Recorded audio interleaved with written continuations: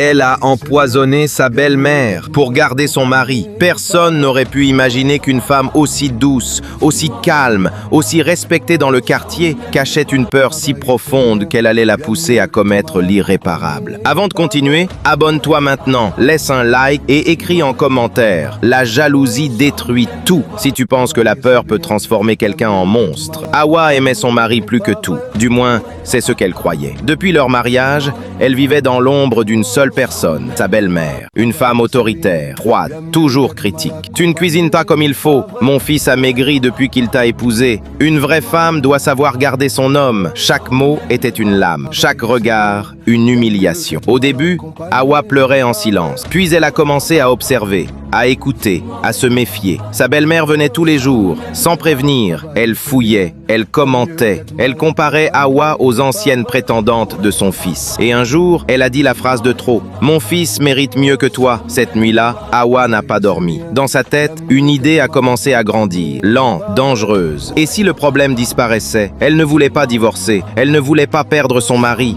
elle ne voulait plus se sentir petite. Alors elle a souri le lendemain, plus douce que jamais. Elle a préparé le repas préféré de sa belle-mère, sauce arachide, riz chaud, viande tendre. Personne n'a remarqué ses mains qui tremblaient légèrement. Personne n'a vu ce qu'elle a versé dans l'assiette. Le dîner s'est passé dans le calme. Sa belle-mère a même complimenté le plat, ironique. Quelques heures plus tard, les douleurs ont commencé. Les cris, la panique, l'ambulance. Hawa jouait parfaitement son rôle. Elle pleurait, elle criait, elle priait, mais au fond d'elle, il y avait un silence étrange. La belle-mère n'a pas survécu. Le quartier était en choc. Son mari était détruit. Et Hawa, elle pensait avoir gagné. Plus de critiques, plus d'humiliation, plus de menaces. Mais la vérité ne dort jamais. Les résultats médicaux ont révélé une substance toxique inhabituelle. L'enquête a commencé. On a interrogé la famille, les voisins, le mari, puis on a fouillé la maison. Et dans une petite boîte, cachée derrière des épices, on a trouvé le reste du poison. Ce jour-là, le regard de son mari a changé pour toujours. Il n'y avait plus d'amour, seulement du dégoût,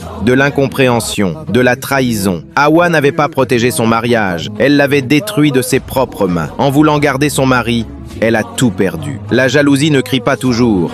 Parfois, elle chuchote, jusqu'à ce qu'il soit trop tard. Si cette histoire t'a choqué, partage-la. Parce que parfois, le vrai danger ne vient pas des ennemis, mais de ceux qui mangent à notre table.